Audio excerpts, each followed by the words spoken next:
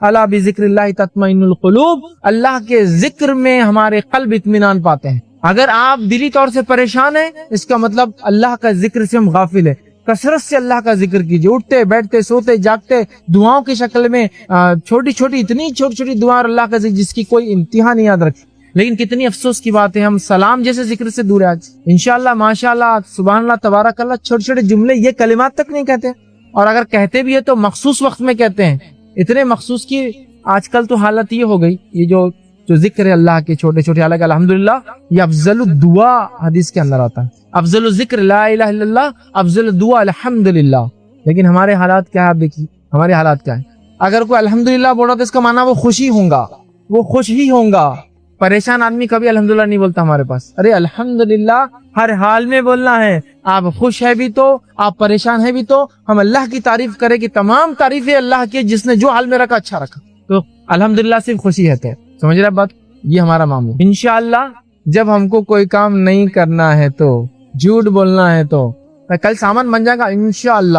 ارے بھائی تم جب بھی انشاءاللہ بولتے نہیں دیتے نا انشاءاللہ، مطلب اب تو کام نہیں ہونے والا ہے، یہ ہماری حالت بنتی ہے۔ تو ہمیں جو ہے اللہ کے ذکر کو عام کرنا ہے۔ ماشاءاللہ اگر کسی کو آپ بول دے تو وہ شخص اپنے آپ کو دیکھ کر کہتا میں اتنا موٹا تو ابھی نہیں ہوں یار، تو یہ تو اللہ نے جیسا چاہا اس کا معنی یہ تھوڑی ہے کہ تم، تو ہم نے مخصوص کر دیا، عام کیجیے اللہ کے ذکر کو۔ بھائی نے سوال کیا اجر کس فارم میں ملے گا؟ دیکھیے اجر جو ہے وہ نیکیاں ہیں یا گناہ جو انسان نے کیا اس کو اجر بولتے ہیں، اور اس کا بدلہ آخرت میں ملنے والا ہے۔ نیکی کا بدلہ جنت میں ملے گا، اور گناہ کا بدلہ جہنم کی شکل میں ملے گا۔ اب کچھ لوگ نیکی میں آگے جاتے ہیں، کچھ لوگ نیکی میں پیچھے رہتے ہیں، تو اس کا کیا ہوگا؟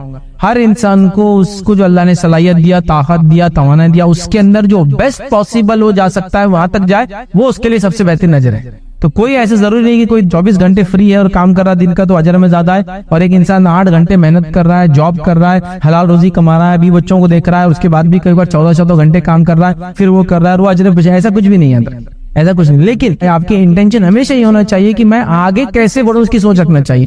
جیسا مثال کے طور پہ ایک جامع ترمذی کی روایت ہے، صحابہ کا ایک گروہ جو غریب صحابہ پر مشتمل تھا، وہ نبی اکرم صلی اللہ علیہ وسلم کے پاس آ کر اللہ کے رسول صلی اللہ علیہ وسلم ہم لوگ غریب صحابہ ہیں، ہم نماز پڑھتے ہیں، مالدار بھی نماز پڑھتے ہیں، ہم روزہ رکھتے ہیں، مالدار لوگ روزہ رکھتے ہیں، ہم جو ہے جہاد کرتے ہیں، وہ مالدار لوگ بھی جہاد کرتے ہیں، تو اجر میں ہم برابر ہو گئے۔ لیکن اللہ نے ان کو مال کی فضیلت دی ہے، تو کیا وہ مال بھی خرچ کرتے بعد میں؟ نتیجتاً ہم پیچھے رہ جاتے اور وہ آگے چل جاتے۔ اب کیا کرنا ہم نے کہ ہم بھی نیکی میں آگے بڑھے؟ نبی اکرم صلی اللہ علیہ وسلم فرمایا ٹھیک ہے تم ایک کام کرو، ہر نماز کے بعد 33 مرتبہ سبحان اللہ، 33 مرتبہ الحمدللہ، اور 33 مرتبہ اللہ اکبر کرو، تم بھی انشاءاللہ نیکی میں ان کے برابر ہو جاؤ۔ تو یہ غریب صحابہ خاموش نہیں تھے، یہ بھی چاہ رہے تھے کچھ کرے، مال نہ ہونے کے باوجود یہاں تک پہنچے۔ ہو گیا واقعہ آگے چلتا ہے، یہ صحابہ جاتے ہیں نماز میں دوسری، اب 33 بار بولے تو گننا پڑتا نا، سبحان اللہ گن رہے، مالدار صحابہ دیکھ رہے یہ کیا چل رہا، یہ کیا ہے، تو مالدار بھی شروع سبحان اللہ۔ پھر یہ صحابہ آئے، اللہ کے رسول وہ مالدار پھر آ گئے، انہوں نے بھی پڑھنا شروع کر دیا، تو نبی اکرم صلی اللہ علیہ وسلم پھر فرمایا ذالک فضل اللہ یؤتیہ من یشاء، یہ اللہ کا فضل ہے، اللہ جس کو چاہے دیتا ہے۔ مطلب مالدار ہونے کے باوجود بھی وہ مطمئن نہیں ہوئے کہ یہ ہم سے آگے جا، غریب بھی مطمئن نہیں ہوئے کہ مالدار تو آگے جا، سب بھاگ رہے ایک دوسرے سے آگے۔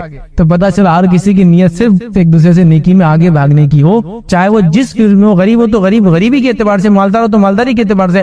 آپ ہزاروں لاکھوں مالداروں کو دیکھیں گے مال ہے، لیکن وہ مال ان کو جہنم کی طرف لے جا رہا ہے، نیکی کی طرف نہیں، اور ایسے لاکھوں کروڑوں غریبوں کو دیکھیں گے جن کے پاس مال نہیں ہے لیکن اللہ کی راہ میں اپنا چھوٹی سی رف خرچ کر کے اپنا آخرت بنا لے رہے ہیں۔ تو یہ نعمتوں کے صحیح استعمال پر ہے۔ تو ایک آدمی 24 گھنٹے فری نہ ہونے کے باوجود بھی، 8-10 گھنٹے کام کرنے کے باوجود بھی، دین کے لیے تھوڑا وقت نکال کر، چاہے کسی دینی تنظیم جماعت سے جڑ کر، کسی محلے میں جڑ کر کوئی دینی خدمت، دینی کام کرتا ہے، یاد رکھیے نیکی میں اس سے بھی آگے جا سکتا ہے جس نے اللہ کے نام پہ پوری زندگی کام نہ کر کے جو ہے گفاؤں میں زندگی گزار دی ہو، کیونکہ یہ مطلوب نہیں ہے۔ لہٰذا کون نیکی میں آگے کون پیچھے کسی کو نہیں پتا، ہر آدمی کی نیت کے مطابق اجر ملنے والا ہے۔ ایک آدمی 24 گھنٹے فری تھا اور اس کے بعد صرف 5 ٹائم کی صرف نماز پڑھا اس نے اور کچھ نہیں کیا، اور ایک آدمی 24 گھنٹے فری نہ ہونے کے باوجود بھی کام کاج کرتے ہوئے 5 ٹائم نماز پڑھ کے کوشش کی 2 رکعت نفل پڑھو، یہ آگے پہنچ گیا اس شخص سے جو پورا دن فری رہ گیا، دین کے نام پہ اس نے کچھ بھی نہیں کیا۔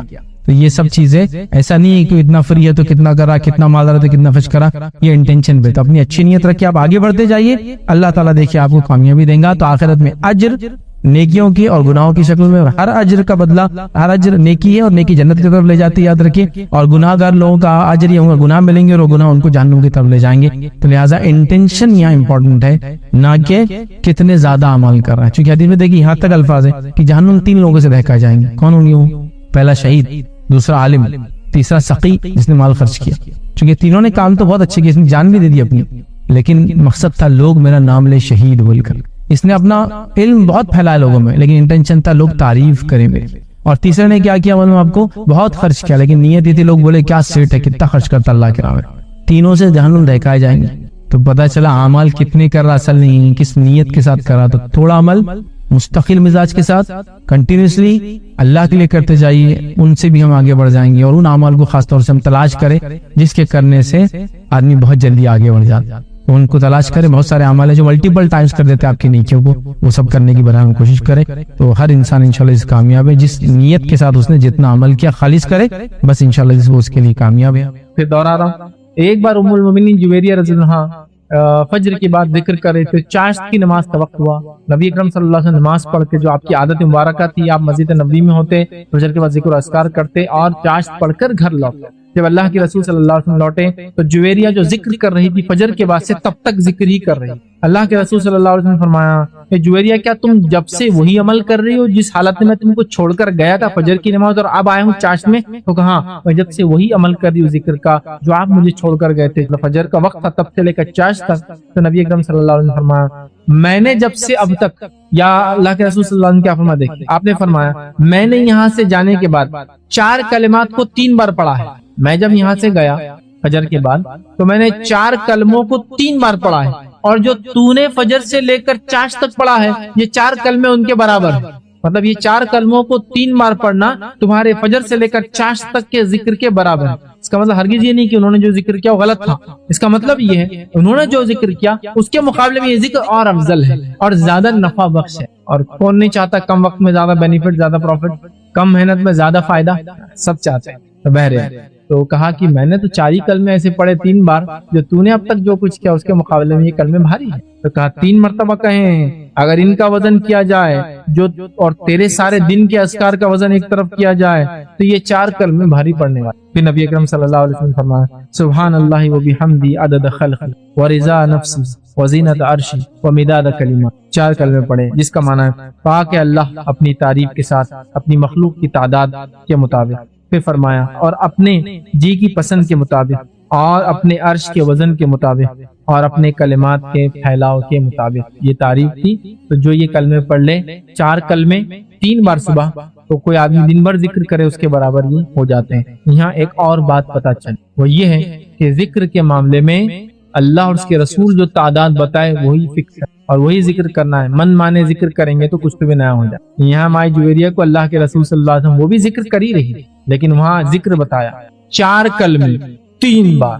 دیکھیں مخصوص کر رہے ہیں 4 کلمے کتنے بار پڑھنا ہے، لیکن 3 بار. آپ مخصوص میں بولنا ہی چاہ رہا ہوں کسی بھی ذکر کو اگر کرنا ہے تو پہلی شرط وہ اللہ اس کے رسول کا بتایا ہوا ہو. پھر کچھ دعائیں بھی جو اللہ نے اللہ کے رسول کو سکھائی صلی اللہ علیہ وسلم، اور اس کی تعداد بھی اگر فکس کرنا ہے تو وہ بھی اللہ کے رسول صلی اللہ علیہ وسلم کی بتائی ہوئی ہو. کیونکہ ہمارے پاس بہت سارے لوگ ہیں 70,000 مرتبہ یہ، 40,000 مرتبہ، 1,00,000 مرتبہ یہ. اللہ کا ذکر ہے نو ڈاؤٹ، لیکن ذکر کی تعداد آپ کو فکس کرنے ہو، وہ نبی کر سکتے. ذکر کے معاملے میں محتاط رہنے کی ہمیں سخت ضرورت ہے. صحیح مسلم کی روایت تھی، ہم بھول جائیں گے. کون سا بندہ نہیں چاہتا؟ تو اللہ کہہ رہا ہے کثرت سے ذکر کرنے والے، چاہے اس میں نماز شامل ہو، اس میں قرآن کی تلاوت شامل ہو، اس میں کلمات جو سنت ثابت ہو شامل ہے، جو کر کے آیا ہوں گا کثرت سے کرتا ہوں گا. اللہ وعدہ کر رہا ہے ان کے لیے مغفرت کا اور واجرن عظیما، بہت بڑے. کتنا بڑا؟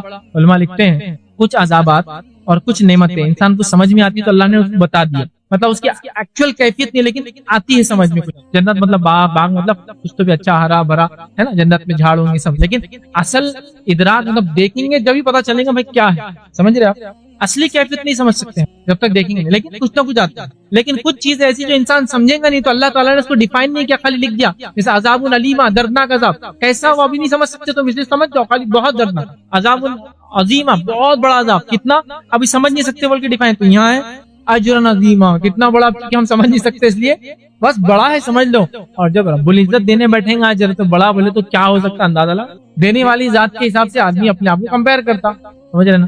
آپ کا پڑوسی کوئی آدمی ہے جو غریب آدمی بولتا آپ آؤ میں تم کو کچھ دوں گا، تو آپ اس کے سٹیٹس سے سوچتے کچھ تو بھی دیں گا میرا بھائی جو بھی، کیونکہ وہ بھی غریب ہے میں بھی غریب ہے کیا ہوں. ایک مالدار آدمی بولتا میرا ایک کام کر کے آ جاؤ میں تم کو یہ دوں گا، تو آپ اس کے سٹیٹس میں ارے مالدار بنانا نہیں، ایک ہینڈ سیٹ تو بھی دے دینا میرے کو، میرے کو امید ہے دے دیں گے یار، کر سکتا ہے گھڑی تو بھی اچھی دے دے. ایکسپیکٹیشن ہائی ہو جاتی ہے. دنیا کا سب سے مالدار انسان کہتا ہے میرا ایک کام کر دو کچھ دے دوں گا آ جاؤ. آپ کی ایکسپیکٹیشن چھوٹی موٹی تو نہیں ہوں گی. اللہ رب العزت کا اجر عظیم ہے تمہارے لیے، کیا وہ امید نہیں کرتے؟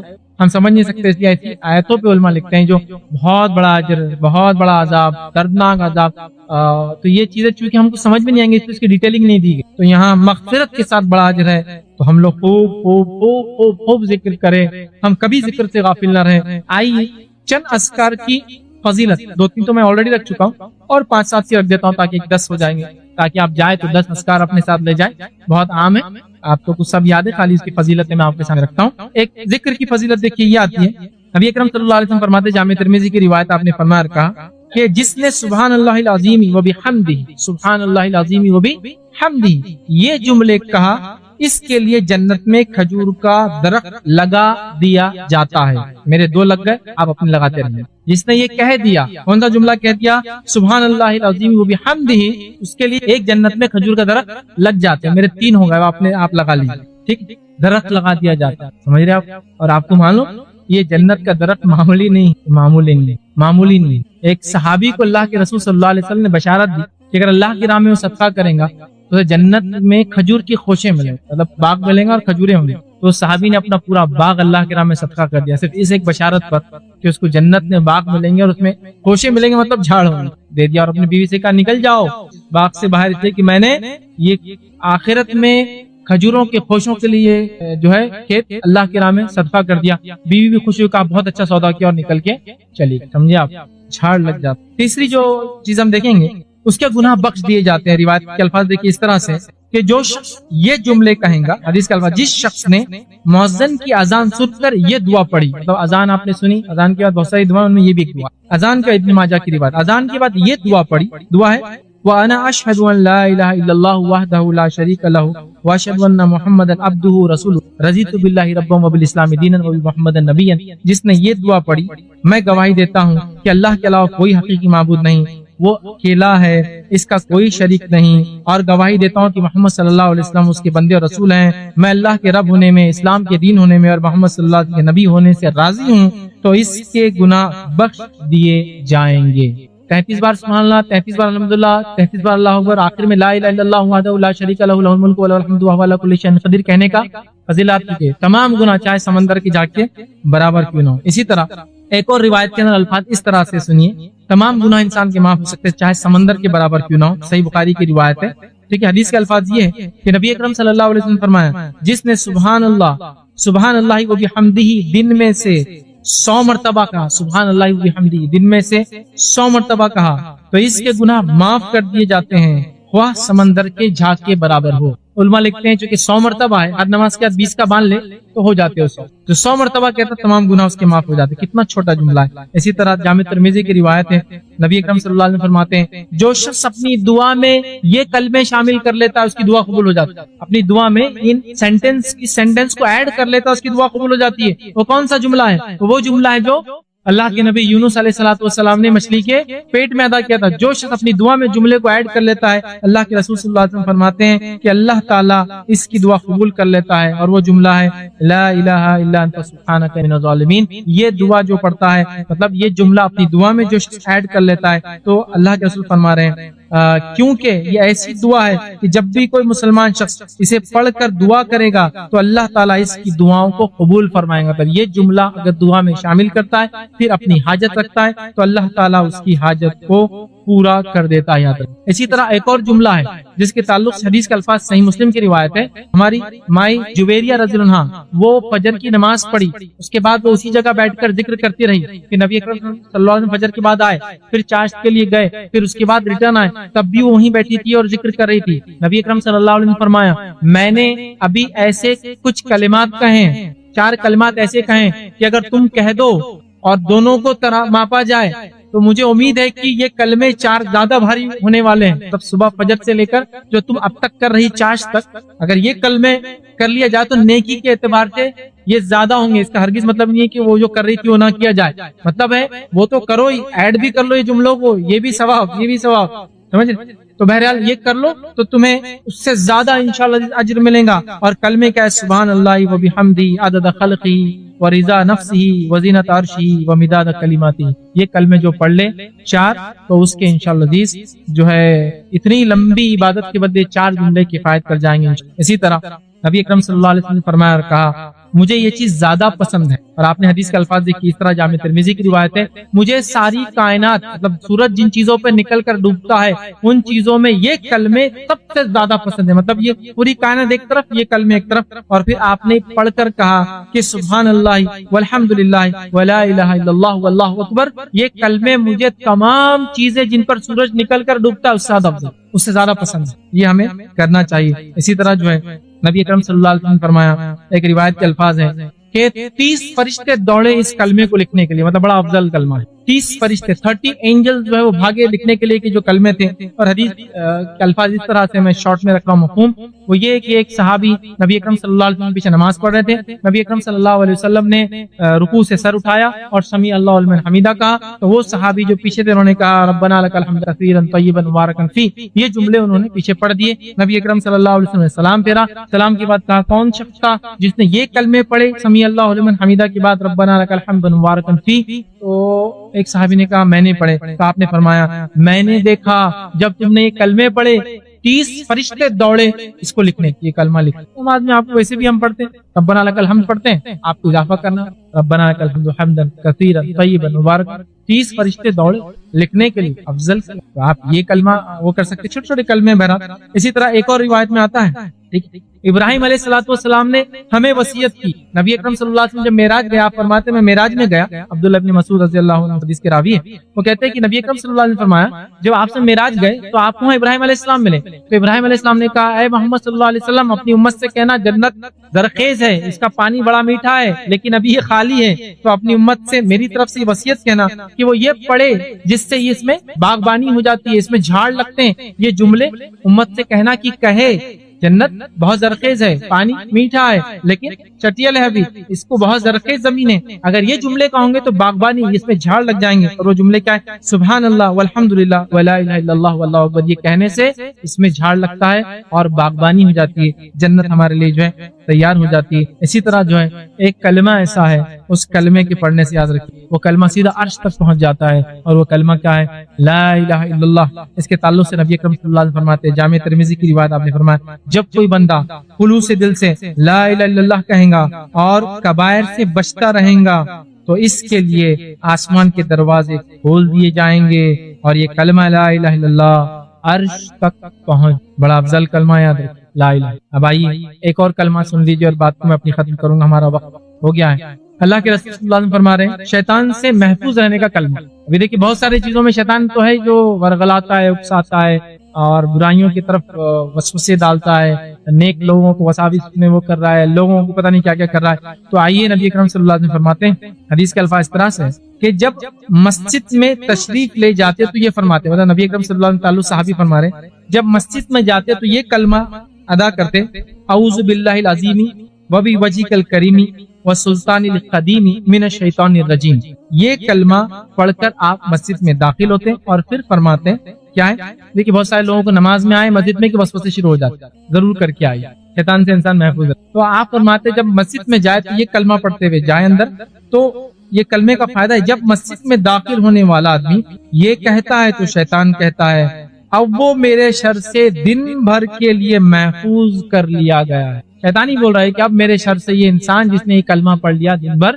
سیف ہو گیا، محفوظ ہو گیا، اب میں اس پہ اٹیک اپنے نہیں کر پاؤں۔ دیکھیے چھوٹے چھوٹے کلمے ہیں، بڑے بڑے فائدے ہیں، ہمیں چاہیے کہ اپنے آپ کو اللہ کے ذکر کا ہم عادی بنائیں اور کثرت سے اللہ رب العزت کا جو ہے ذکر کریں، خود کریں، بچوں کو عادی بنائیں، اور چھوٹی عمر میں جتنا زیادہ ہو سکتا ہے یاد کرا دیں، بڑی عمر کی وجہ سے یاد کرنا نہ چھوڑیں، لیکن چھوٹی عمر میں جلدی یاد ہوتا ہے تو اپنے بچوں کو کثرت سے اللہ کے ذکر یاد کرائیں تاکہ یہ بچے آپ کی وجہ سے یاد کریں گے، انشاءاللہ آپ یاد کرانے والے ہوں گے، جب تک پڑھیں گے ثواب کا تعلق سے کچھ باتیں رکھنے کی جو میں کوشش کروں گا، چونکہ جیسا کہ ہم جانتے ہیں ماہ محرم یہ ہجری سن جو کیلنڈر ہوتا ہے اس کا فرسٹ منتھ کاؤنٹ ہوتا ہے، اور یہ حرمت والے مہینوں میں سے ایک مہینہ ہے۔ نبی اکرم صلی اللہ علیہ وسلم نے اس کی فضیلت میں بات بیان کی کہ رمضان کے بعد سب سے افضل روزہ اس کا ہے، اور اس کی 10 تاریخ کا روزہ 1 سال کے گناہوں کا کفارہ ہے۔ تو اگر دیکھا جائے تو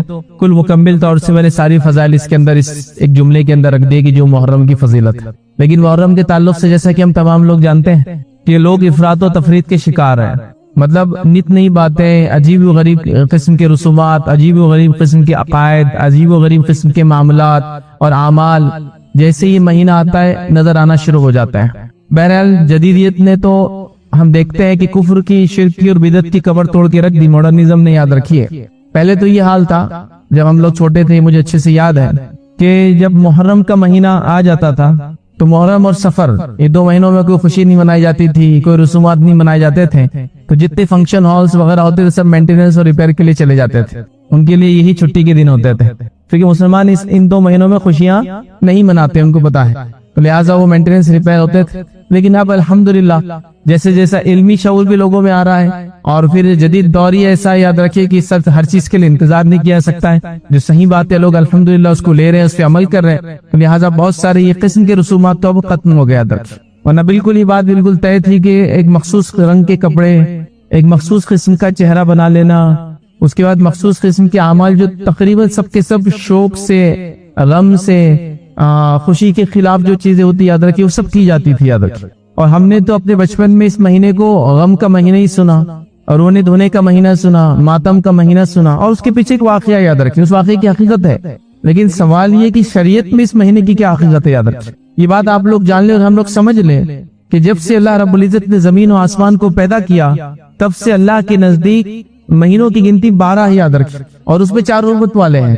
اور 4 حرمت والے مہینے کون سے ہیں جو نبی اکرم صلی اللہ علیہ وسلم نے حدیث میں بیان کر دیا؟ 3 ایک کے بعد ایک آتے ہیں، ذی القعدہ، ذی الحجہ اور محرم، اور ایک رجب یاد رکھیں. تو یہ 4 حرمت والے ہیں. تو یہ آج سے نہیں ہے، جب سے زمین و آسمان پیدا ہوئے تب سے یہ حرمت والے مہینے 4 ہیں، اور اللہ کے نزدیک مہینوں کی گنتی 12 ہے یاد رکھیں. جو آیت میں نے آپ کے سامنے تلاوت ان عدۃ الشہور عند اللہ، کہ اللہ تعالیٰ فرماتا ہے مہینوں کی گنتی اللہ کے نزدیک کتاب جو ہے کتاب اللہ میں 12 ہے، اسی دن سے جب سے آسمان اور زمین کو اس نے پیدا کیا، اور اس پہ 4 مہینے حرمت والے ہیں. تو تم ان مہینوں میں جو ہے اپنے اوپر جو ہے ظلم نہ کرنا. تو یہاں اللہ رب العزت نے اس بات کو بیان کر دیا کہ اللہ کے نزدیک جو حرمت والے مہینے 4 ہیں اور مہینوں کی گنتی 12 ہے. کب سے؟ آج سے نہیں، کسی واقعے کی وجہ سے نہیں، کسی ایک اکرنس سے گھٹنا کی وجہ سے نہیں، کسی خوشی اور غم کے واقعے کی وجہ سے نہیں. جب سے آسمان اور زمین بنے تب سے محرم حرمت والا ہے، تب سے. اور اس کے علاوہ اور 3 مہینے یاد رکھیے، 3 تو ایک ساتھ آتے آپ جانتے ہیں. تو یہ حرمت والا ہے. تو کسی واقعے نے، کسی گھٹنا نے یا کسی چیز نے اس کو حرمت والا نہیں قرار دیا، یہ پہلے سے حرمت والا ہے. اب قیامت تک ہونے والے کوئی بھی واقعہ اس مہینے کو اچھا یا برا نہیں کر سکتے یاد رکھیے. اس مہینے کو غم اور خوشی کا نہیں کر سکتے. اس کی حرمت باقی رہیں گی، اس کی حرمت کو ہمیشہ باقی رکھنا یاد رکھیے. اور جو اس کی فضائل شریعت نے بتا دی وہ فضائل موجود ہے یاد رکھیے، اور اسی کو ہم کو سمجھنا، اس پہ عمل کرنا ہے. لیکن ہمارے پاس یاد رکھیے شریعت کی بتائے فضائل تو بہت کم ہے یاد رکھیے. جب بھی یہ مہینہ آتا ہے کچھ چند واقعات لوگ سناتے ہیں. اچھا، نبی اکرم صلی اللہ علیہ وسلم کے زمانے میں بھی کیا واقعے کی وجہ سے سب چیزیں ہوئی وہ بھی نہیں بتایا جاتا ہے. نبی اکرم صلی اللہ علیہ وسلم کے دنیا سے جانے کے بعد یاد رکھیے آپ کے نواسے کی جو شہادت ہے، یقیناً یہ غم کی بات، یقیناً اس بات میں ہم خوش نہیں ہیں، یقیناً ہمیں اس کا غم ہے یاد رکھے، یقیناً اس چیز کو ہم برا مانتے ہیں. ٹھیک ہے آل رسول کے ساتھ ایسا کچھ ہو، لیکن اس وجہ سے مکمل طور سے مہینے کو آپ ڈینوٹ کر دے، اس کو حرمت والا قرار دے کہ اس واقعے سے مہینے کی حرمت ہے، اس واقعے کی وجہ سے اب سارا قیامت تک امت مسلمہ اس میں غم مناتے رہیں گی. یاد رکھیے ایسا نہیں ہے. جب شریعت مکمل ہوئی تھی اس مہینہ حرمت والا تھا، اور اس کے اندر جو ایک خاص تاریخ ہے 10، وہ تو خوشی کی وجہ سے روزہ رکھا گیا یاد رکھیے، غم کی وجہ سے نہیں. وہ کیا انشاءاللہ ہم دیکھیں گے یاد رکھیے. لہٰذا اس چیز کو سمجھنے کی ضرورت ہے. اب آئیے پہلے ہم یہاں سے شروع کرتے ہیں تاریخی اعتبار سے کہ اس مہینے کو پہلا مہینہ کیوں قرار دیا گیا، وہاں سے شروع کرتے ہیں. کیونکہ بہت سارے لوگ ہوتے ہیں یہ سوالات بھی کرتے ہیں کیا اس مہینے کی ابتدا میں ہم لوگ سوشل میڈیا پہ ایک دوسرے کو گریٹنگز بھیجیں کہ مبارک ہو اسلامی سال، نیا سال مبارک ہو. تو یاد رکھیے نبی اکرم صلی اللہ علیہ وسلم کے زمانے میں یہاں سے سال شروع نہیں ہوتا تھا. مہینوں کی گنتی 12 تھی اور 12 تھے، چین میں تھے، ایک کے بعد ایک 12 مہینے چلتے تھے. نبی اکرم صلی اللہ علیہ وسلم کے بعد روایتوں میں جو بات آتی ہے کہ اکاؤنٹنگ کے کچھ ایشوز آنے لگے، اور لوگوں نے امیر المومنین عمر بن خطاب سے کہا کہ اکاؤنٹنگ کے ایشوز آ رہے ہیں تو کوئی ایک مہینے سے سٹارٹ لینا پڑیں گے ہم کو، مطلب کسی ایک مہینے کو شروعات ماننا پڑیں گے، ورنہ مہینے تو پورے 12 تھے اور سرکل میں تھے، ایک کے بعد ایک آ رہے تھے. ہم کس مہینے کو شروعات مانے تاکہ پھر ہم یہ کہیں کہ اس کے بعد لیٹ ہے، اس کے بعد تاخیر ہو جا رہی ہے، اس کے بعد تم کو یہ کرنا ہے، کچھ نہ کچھ سٹارٹ ہونا چاہیے نا. جیسے ہمارے پاس اکاؤنٹس ہوتا ہے تو انڈیا کے اندر مسلمان رمضان کے حساب سے اکاؤنٹس اپنے سبمٹ کرتے تھے گورنمنٹ کو، اور نان مسلم جو ہے وہ دیوالی کے اعتبار سے کرتے تھے. گورنمنٹ نے جو ایک ایکٹ پاس کیا، کہا کہ نہیں اکاؤنٹنگ ہے اور 1 اپریل سے لے کر 31 مارچ رہیں گا. ہر چیز کا 1 اپریل سے شروع ہوں گے آپ کے اور 31 مارچ کو ختم ہوں گا، اس کے بعد آپ نے ٹیکس پے کریں گے، فلاں فلاں کریں گے، فکس کر دیا۔ تو حضرت عمر کے زمانے میں مسئلہ آیا کہ سال کی شروعات کیسے کاؤنٹ کرے جس سے ہم کہیں کہ اب تاخیر ہو گئی، اب لیٹ ہو گیا، اب یہ صحیح نہیں ہے نا، اسٹارٹ ہونا چاہیے کچھ۔ تو کہاں بات تو ٹھیک ہے۔ حضرت عمر نے ایک میٹنگ بلائی، اس میں صحابہ میں آئے، اور صحابہ جب آئے تو حضرت عمر نے پیش کیا کہ مسئلہ اکاؤنٹس کا آ رہا ہے، تو کوئی 1 مہینے کو ہم کو ابتدا سٹارٹ لینا پڑیں گی۔ تو کہا اچھا ٹھیک ہے، تو پھر ہم محرم سے کرتے ہیں۔ اور اکثر لوگوں نے، جو تاریخ لکھنے والوں نے یہ لکھا، اس مہینے کو جو یہ طے کیا گیا اس کی ایک اہم وجہ، کہیں اور وجہ ہو سکتی ہے یاد رکھیے، یہ کہ ایک اہم وجہ یہ تھی کہ اللہ کے رسول نے ہجرت کا منصوبہ اس مہینے بنانا شروع کیا تھا، سٹارٹ کیا تھا۔ ہجرت کی نہیں تھی لیکن ابھی یاد رکھیے، ہجرت کر کے جب آپ پہنچے تو 8 ربیع الاول تھی یاد رکھیے مدینہ میں، تو آپ نے سٹارٹ کیا اور 10 سے 12 دن میں آپ پہنچے تھے یاد رکھیں، 3 دن غار ثور میں رہتے، 8 دن اس کے بعد اور چلے تھے یا 10 دن، اس اعتبار سے لے تو یہ 10 سے زائد دن تھے یاد رکھیں۔ تو گویا سٹارٹ آپ نے جو ہے سفر کے آخری اس میں کی تھی، اور ربیع الاول کے اندر 8 کو آپ وہاں مدینے میں پہنچ گئے تھے یاد رکھیں۔ لیکن سٹارٹ منصوبہ کب شروع کیا تھا؟ محرم کے اندر۔ تو حضرت عمر نے یا کسی اور نے یہ تجویز پیش کی کہ محرم سے فرسٹ کر لیتے، کیونکہ منصوبہ شروع ہوتا نا ہجرت کا، ہجری سال، تو ہم اس کو کیا کرتے، فرسٹ کاؤنٹ کر لیتے ہیں۔ اور سارے صحابہ نے ہاں کہہ دیا، کسی نے اختلاف نہیں کیا، لہٰذا اس پر اجماع ہو گیا ایک طرح سے کہ اس کو فرسٹ منتھ حضرت عمر کے زمانے سے ڈکلیئر ہو گیا۔ تو اب جو لوگ پوچھ رہے ہیں کیا اس کی گریٹنگز، اس کی مبارکباد دینا چاہیے، تو یہ کبھی فرسٹ منتھ تھا ہی نہیں، یہ تو ضرورت کی وجہ سے اس کو فرسٹ منتھ ڈکلیئر کر دیا گیا، یاد رکھیں۔ اب یہ فرسٹ ہی رہیں گا یاد رکھیں، صحابہ نے چونکہ یہ ہو گیا معاملہ طے، خلفاء راشدین نے کر دیا، ہو گیا خلیفان، تو بہرحال تو یہ فرسٹ منتھ اس طرح سے بنا یاد رکھیں۔ اب یہاں سے آپ چینج شروع ہوتی، محرم، صفر، ربیع الاول، ربیع الثانی، جمادی الاول، اور یہ پورا سسٹم 12 منتھ کا ہو گیا یاد رکھیں۔ لیکن یہ بھی ایک بڑا مسئلہ ہے ہمارے پاس، چونکہ عموماً ان تاریخوں سے یا اسلامی تاریخ سے آج کل کچھ بھی نہیں ہوتا یاد رکھیں، ٹھیک، لہٰذا یہ بڑا مسئلہ ہے کہ کون سا مہینہ چلتا ہے۔ ہمارے پاس تو ایک ہی ذریعہ ہے، ہمارے شہر کے اندر تو ایک مخصوص اردو اخبار ہم کو جا کے دیکھنا پڑتا ہے، اس کے بغیر تاریخ آپ کو نہیں پتا چلے، چونکہ ایپس بھی آپ کے جو ایڈجسٹ کرنا پڑتا ہے ہر بار، چونکہ 29 کا مہینہ ہوتا ہے، کبھی 30 کا ہوتا ہے، تو بڑا مسئلہ ہے یاد رکھیں۔ بہرحال چلیے، تو یہ مہینے طے ہوئے اور محرم اس طرح سے پہلا مہینہ اسلامی کیلنڈر کا بن گیا یاد رکھیں، ٹھیک۔ اب اسلامی کیلنڈر کا جب پہلا مہینہ یہ بن گیا یاد رکھیے، تو اس کے اندر ایک 10 تاریخ آتی ہے یاد رکھیں۔ اس 10 تاریخ کو عمومی طور سے واپس غم کا دن منایا جاتا ہے، ویسے تو پورے محرم کو اور محرم کے بعد کے اور 10 دن غم کے لوگ مناتے سفر تک، لیکن بہرحال اسلامی کیلنڈر میں یا نبی اکرم صلی اللہ علیہ وسلم کے دور میں اس مہینے کے اندر یا اس دن کی کیا خصوصیت تھی اور کیا ہوا تھا، بس وہ مختصر رکھتا ہوں، بعد میں اور ڈیٹیل میں ہم دیکھیں گے انشاءاللہ اس موقع رہا تو اگلے جمعہ۔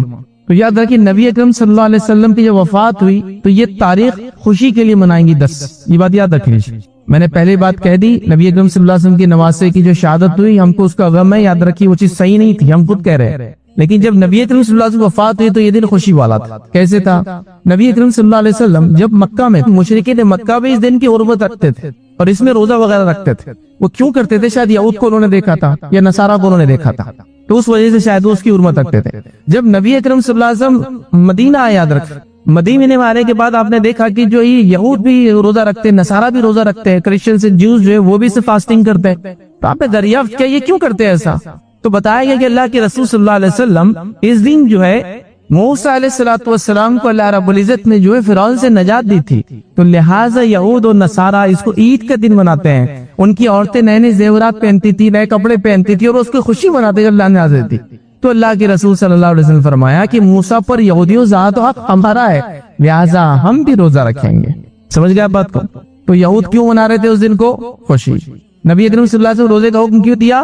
تاکہ ایک خوشی جو ہم سے پہلے مسلمانوں کو ملی تھی ہم اس خوشی کے اندر شامل ہو۔ اس سے پتہ چلتا ہے کہ مسلمان کی اخوت، بھائی چارہ بہت سٹرونگ ہے۔ یاد رکھیں کہ موسیٰ علیہ السلام کو کامیابی کب ملی تھی؟ نجات ملی تھی۔ یہودی منا رہے تھے، اللہ کے رسول جب پتہ چلا کہا کہ موسیٰ پر ہمارا ان سے زیادہ ہے، ہم منائیں گے اس کو، مطلب ہم بھی وہ شکرانہ ادا کریں گے۔ کیا شکرانہ؟ کہ اللہ نے بنی اسرائیل کو نجات دی تھی فرعون کے ظلم اور ستم سے، اور موسیٰ علیہ السلام لے کر ان کو نکل گئے تھے وہاں سے۔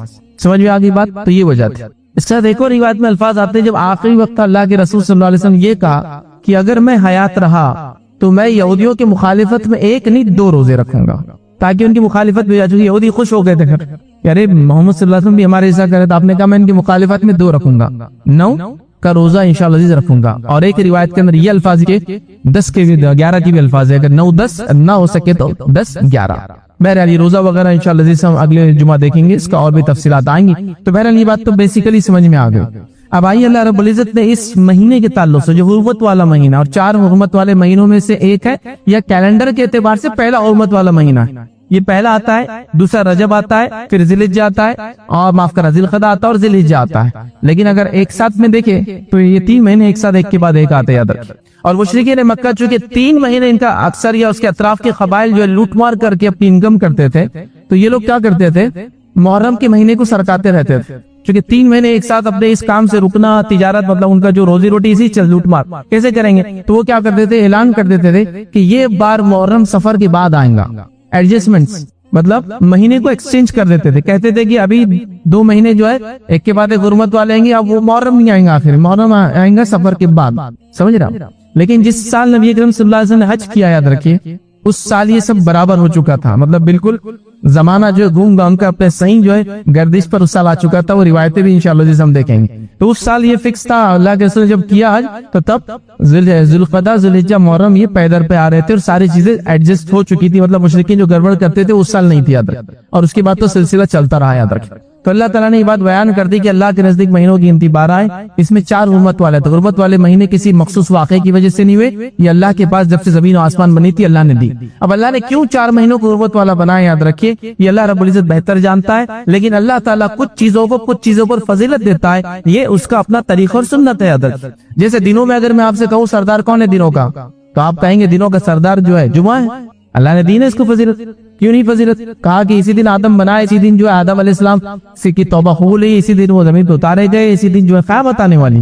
تو جمعہ کی اپنی فضیلت، تو جمعہ سردار ہے نا. زمینوں کے اندر اللہ تعالیٰ نے جو ہے حرم کو فضیلت دی ہے، بیت المقدس کو فضیلت دی ہے. تو زمینوں میں کسی زمین کو اللہ تعالیٰ نے فضیلت دی ہے، شخصیات میں کسی شخصیت. تو اللہ تعالیٰ کا اپنا طریقہ ہے، وہ لوگوں پر دنوں پر مہینوں پر جگہ پر فضیلت دیتا ہے. تو اسی طرح یہ 4 مہینے حرمت والے. اب اس میں کیا کرنا ہے، ہم کو ظلم اور زیادتی سے بچنا ہے، جو کہ قرآن نے حکم دیا. اللہ تعالیٰ نے کیا فرمایا کہ اس میں 4 مہینے حرمت والے ہیں اور یہی صحیح دین ہے. اللہ فرماتا ہے فَلَا تَظْلِمُوا فِيهِنَّ أَنفُسَكُمْ، تو اپنے نفسوں پر ان مہینوں میں ظلم نہ کرے. ہمارا کام کیا، حرمت والے مہینوں میں ظلم نہ کرے، زیادتی نہ کرے، ٹھیک ہے، معصیت اور گناہ کے کام نہ کرے، نیکی میں زیادہ آگے بڑھے. تو کیا اس کا مطلب یہ کہ دیگر مہینوں میں ہم گناہ کر سکتے؟ نہیں، دیگر مہینوں میں بھی نہیں کر سکتے. اس مہینے میں بدرجہ اولی ہم کو نہیں کرنا ہے. مطلب معصیت گناہ تو ہمیشہ غلط چیز تو غلط ہمیشہ ہے، لیکن ان مہینوں میں بہت احتیاط کرنا ہے. حتیٰ کہ مشرکین مکہ بھی ان دنوں کی حرمت رکھتے تھے، یاد رکھ، دور جہالت میں بھی. اسی لیے تو وہ لوٹ مار کے لیے اپنے مہینوں کو ایڈجسٹ کرتے تھے. ان دنوں میں جنگوں کی ابتدا نہیں کرتے تھے کبھی بھی، یاد رکھ. اور نبی اکرم صلی اللہ علیہ وسلم نے بھی ان مہینوں میں جنگوں کی ابتدا نہیں کی. لیکن اگر کوئی آ جائے تو پھر اس کا دفاع تو کیا، لیکن ابتدا نہیں کی اپنے طرف سے. حرمت والے مہینے ہماری طرف سے شروعات نہیں ہونا چاہیے، ٹھیک ہے. تو بہرحال ان مہینوں کی یاد رکھیں، بڑی حرمت ہے. اللہ نے کہا کہ ان مہینوں میں اپنے اوپر ظلم ہم نہ کرے، یاد رکھیں. ٹھیک، اب آگے بڑھتے ہیں. یاد رکھیں نبی اکرم صلی اللہ علیہ وسلم فرماتے ہیں، متفق علیہ روایت ہے، اور متفق علیہ مطلب صحیح بخاری اور صحیح مسلم کی روایت. آپ نے فرمایا کہا بے شک زمانہ گھوم گاؤں کر اسی حالت پر لوٹ آیا ہے جس پر وہ اس وقت تھا جب اللہ تعالیٰ نے آسمان اور زمین کی تخلیق فرمائی تھی. تو کیوں کہا گھوم گام کر آ چکا ہے؟ کیونکہ مشرکین مہینے کو شفٹ کرتے تھے محرم کو، تاکہ وہ 3 مہینے لوٹ مار سے نہ رکنا پڑے بول کر اس سال محرم سفر کے بعد آئیں گا اعلان کرتے تھے. تو اللہ کے رسول کا سب برابر ہو کے اب صحیح جگہ آ چکا ہے زمانہ. سال کے 12 مہینے جن میں 4 حرمت والے ہیں، 3 لگاتار آتے ہیں، یعنی ذی القعدہ، ذی الحجہ اور محرم، اور ایک رجب، یاد رکھ. تو لہٰذا یہ 4 حرمت والے مہینے، ہمیں اس میں ظلم و زیادتی نہیں کرنا ہے. اور محرم کی سب سے پہلی فضیلت ہے کہ یہ حرمت والا مہینہ ہے، ٹھیک ہے. اور اس کے انشاءاللہ ہم 7 فضائل دیکھیں گے کل، آج ہی نہیں اگلے جمعہ بھی انشاءاللہ ملا کر. تو اس کی پہلی فضیلت یہ حرمت والا ہے. لہٰذا حرمت والوں میں جو مہینوں میں جو کام کرنا ہے وہ کرنا ہے، گناہ اور معصیت سے بچنا ہے اور نیکی میں اضافہ کرنا ہے. جسے میں کہوں گا فرائض تو کرتے ہی ہم لوگ، نوافل میں اضافہ کرنا ہے. اب وہ کیسے ہو سکتا نوافل میں اضافہ؟ آپ نفل نمازوں کے ذریعے کریں، نفل روزوں کے ذریعے کریں، صدقات کے ذریعے کریں، اور دیگر سارے عمل جو آپ کرنا چاہتے ہیں، ایڈ کرنا چاہتے ہیں ان مہینوں میں، آپ بالکل ایڈ کر سکتے ہیں. اس میں کوئی مسئلہ اور کوئی حرج نہیں ہے، یاد رکھیں. اسی طرح اس مہینے کی جو دوسری فضیلت جو ہمیں ملتی ہے، یاد رکھیں، روایتوں میں یاد رکھیں، وہ یہ ہے کہ ان مہینوں میں ہمیں اپنے آپ پر ظلم نہیں کرنا ہے. جیسے کہ قرآن کی آیت ہم نے دیکھی تھی، اس میں اللہ نے فرمایا فَلَا تَظْلِمُوا فِيهِنَّ أَنفُسَكُمْ، کہ ہم لوگ اس مہینے میں اپنے نفس پر ظلم نہ کریں. تو لہٰذا ہمیں اس مہینے میں ظلم اور زیادتی سے بچنا چاہیے. یاد رکھیں، قتادہ رحمۃ اللہ علیہ اس کے تعلق سے فرماتے اور کہتے ہیں کہ حرمت والے مہینے میں ظلم کرنا دیگر ماہ کی بنسبت ظلم کرنے سے زیادہ گناہ اور غلطی کا کام ہے. مطلب وہ کہتے ہیں کہ دیگر مہینوں میں گناہ کا گناہ ملتا ہے، لیکن ان مہینوں میں کرنا یہ زیادہ غلط کام ہے، یہ زیادہ گناہ کا باعث، زیادہ سزا کا انسان مستحق ہوں گے، اس سے بچنا چاہیے۔ پھر فرماتے اور کہتے ہیں اگرچہ ظلم کرنا ہر حال میں عظیم گناہ ہے، مگر اللہ اپنے امر میں سے جسے چاہتا ہے جو ہے عظیم بنا دیتا ہے۔ تو گناہ تو وہ کہہ رہے ہیں ظلم تو ہمیشہ گناہ ہے، لیکن اللہ چاہتا ہے جس مہینے کو اس نے فضیلت دی تو لہٰذا اس میں اور بڑا گناہ ہے، تو لہٰذا ان ماہ کے اندر ہمیں ظلم اور زیادتی سے بچنا چاہیے۔ یاد رکھیں ہمیں کوئی غلط کام نہیں کرنا چاہیے، ہمیں جو اپنے زندگی کو بدلنے کی کوشش کرنا چاہیے، اور یہ بات بڑی اہم ہے، یاد رکھیں اگر ان 4 حرمت والے مہینوں کو بھی ہم یاد رکھیں اور اپنی نفس کو ظلم و زیادتی سے ہم بچانے لگے، تو یاد رکھیں جو آدمی 30 90 دنوں تک 3 مہینے تک اپنے آپ کو ظلم و زیادتی سے بچائیں گا، انشاءاللہ اس امید نہیں کہ اگلی وہ زندگی پھر گناہ کریں گا، پھر تھوڑا بڑا کچھ گڑبڑ ہونے لگے تو پھر رجب کا مہینہ آ جائے گا، پھر تھوڑا سا اپنی اصلاح کریں گا، پھر اس کے بعد جو ہے 3 مہینے اس کے بعد آنے والے، تو لہٰذا یہ ہم کو اپنے آپ کو سدھارنے کا موقع یاد رکھیں جو اللہ رب العزت نے دیا ہے۔ لیکن جیسا میں نے کہا نا، چونکہ اسلامی کیلنڈر کا کوئی سسٹم ہی ہمارے پاس نہیں، تو کب یہ مہینے آ کر جاتے ہیں پتہ بھی نہیں چلتا ہے۔ ہاں جب وہ تھوڑا سا حج کا سیزن آئے تو پتہ چلتا ہے کہ ذی الحجہ چل رہا ہے، ذی القعدہ تو بس ایسے ہی چلا جاتا ہے، رجب بھی بہرحال ایسی کبھی آ کے چلا جاتا ہے، سوائے بدعتوں کی وجہ سے رجب مشہور ہے، کئی موقع ملا تو رجب کے بارے میں دیکھیں گے۔ اس وجہ سے نہیں کہ ہم کو بچنا ہے، معصیت نہیں کرنا ہے، گناہوں سے بچنا ہے، نیکی زیادہ کرنا ہے، ویسا نہیں۔ اور محرم بہرحال وہ بھی اپنا ایک غم کے لیے اور پتہ نہیں کیا کیا اس کے پیچھے عقائد ہے، اس کے لیے مشہور ہے، تو لہٰذا ہم کو یاد رکھنا ہے چیزوں کو اور اس کا فائدہ اٹھانا ہے۔ آئیے تیسری بات دیکھیں گے اس مہینے کے تعلق سے، یہ ہے کہ اللہ کے رسول صلی اللہ علیہ وسلم نے اس مہینے کو جو ہے اللہ کا مہینہ قرار دیا ہے۔ یہ جو محرم کا مہینہ ہے یہ اللہ کا مہینہ، یاد رکھیں، ٹھیک ہے۔ اور صحیح مسلم کی روایت ہے، نبی اکرم صلی اللہ علیہ وسلم فرماتے اور کہتے ہیں رمضان مبارک کے بعد اللہ کے مہینے محرم کے روزے سب روزوں سے جو افضل ہیں، اور فرض نماز کے بعد سب سے افضل نماز رات کی یعنی تہجد کی نماز ہے۔ تو یہاں نبی اکرم صلی اللہ علیہ وسلم فرما رہے کہ رمضان مبارک کے بعد اللہ کے مہینے محرم کے روزے سب سے افضل ہیں، تو شہر اللہ کہا آپ نے، اللہ کا مہینہ کہا اس حدیث کے اندر، تو محرم جو ہے یہ اللہ کا مہینہ ہے، یاد رکھ، شہر اللہ کا مہینہ، تو بڑا اہم مہینہ یاد رکھ۔ مطلب دیکھیں جس مہینے کو نبی اکرم صلی اللہ علیہ وسلم نسبت کر رہے اللہ کا مہینہ، تو کتنا اہم ہوگا یہ مہینہ، یاد رکھیں۔ تو یہ اللہ کا مہینہ آپ صلی اللہ علیہ وسلم نے اس مہینے کو بیان کیا، یاد رکھیں، لہذا اس سے جو اس کی اہمیت جو ہے پتہ چلتی، یاد رکھیں۔ چوتھی بات جو یاد رکھی ہم کو محرم کے تعلق سے پتہ چلتی وہ یہ ہے کہ یہ حرمت والے مہینوں میں سب سے افضل مہینہ ہے، یاد رکھیں، حرمت والے مہینوں میں سب سے افضل مہینہ ہے۔ مطلب حرمت والے مہینے 4 ہیں، لیکن علماء لکھتے ہیں، کئی اقوال موجود ہے کہ حرمت والے مہینوں میں سب سے افضل مہینہ یہ محرم کا، یاد رکھیں، تو لہٰذا اس کی حرمت کو ہم بالکل پامال نہ کریں۔ لیکن کتنی افسوس کی بات ہے کہ اس مہینے کو ہم میں سے اکثر، میں نہیں کہہ رہا ہوں میں آپ میں سے ہر شخص جو سن رہا، لیکن اکثر یہ ہو رہا ہے کہ اس میں ظلم اور زیادتی کے ہی کام کیے جا رہے ہیں، شرک اور بدعت کے ہی کام کیے جا رہے ہیں، گناہ برائی اور گناہ کے کام کیے جا رہے ہیں، اور عجیب و غریب رسومات اور کسٹمز کو فالو کیا جا رہا ہے۔ حتیٰ کہ یہ بات میں آپ کو کہتا ہوں، آپ میں سے اگر کچھ لوگ جانتے ہیں، ہمارے پاس ہندوستان کا ایک مخصوص علاقہ ہے، خاص طور سے جو نارتھ ایسٹ والا علاقہ ہے، وہاں کے لوگوں کو رمضان کی اہمیت بھی نہیں پتا ہے لیکن محرم کی اہمیت پتا ہے۔ اگر آپ کے پاس اس علاقے کے ورکرز کام کرتے ہو مسلم، تو وہ بولیں گے اب ہمارے چھٹی کا مہینہ آ رہا ہے، محرم آ رہا ہے، اور پھر رمضان کیا کرتے ہیں؟ رمضان آپس کو پوتر مہینہ نہیں، محرم ضروری ہے بولے، پھر محرم جاتے ہیں، مخصوص رسومات کرتے ہیں، تعزیے لگاتے ہیں، تعزیے نچاتے ہیں، اور پتہ نہیں کیا کیا ہوتا ہے، پھر وہ پورا مہینہ منا کے پھر واپس آتے ہیں۔ تو آپ کہیں گے ایسی کیسا ان کے پاس؟ تو آپ دیکھیں گے رمضان کی وہ اہمیت نہیں جو محرم کی اہمیت، چونکہ اس کو اس کی شرک، اس کی بدعت، اس کے خرافات، اس کی برائی اور عجیب و غریب قسم کے اس کے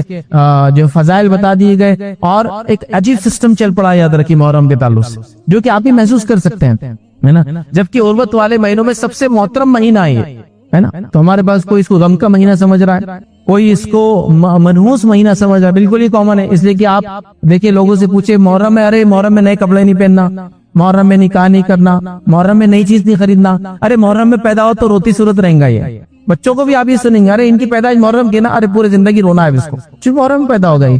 مطلب محرم مطلب نحوست، محرم مطلب برائی، محرم مطلب غم، محرم مطلب بری چیز، یہ تصور ہے، یاد رکھ۔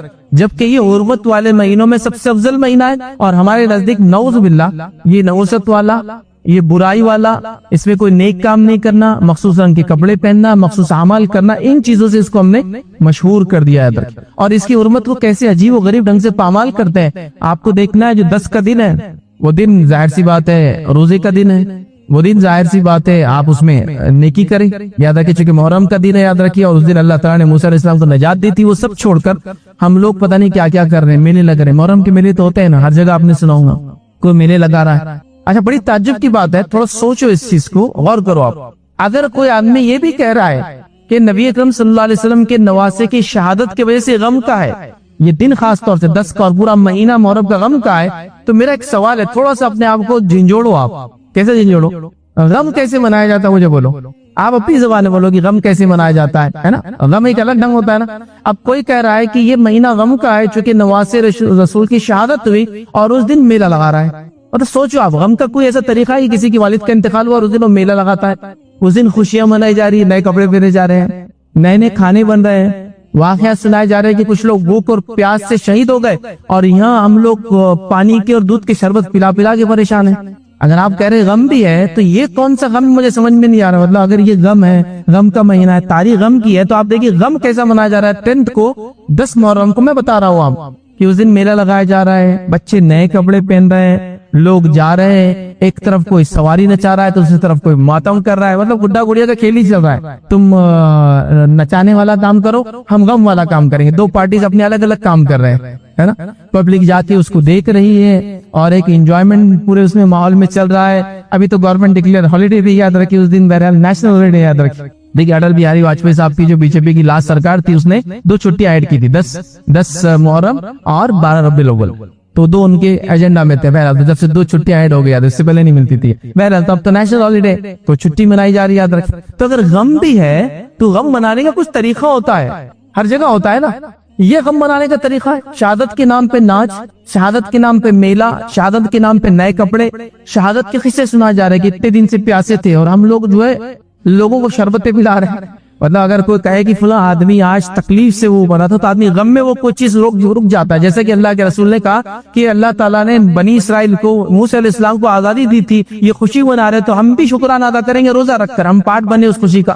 تو یہ غم کس نام پہ یاد ہے کہ عجیب و غریب ڈھنگ ہے نا غم منانے کا.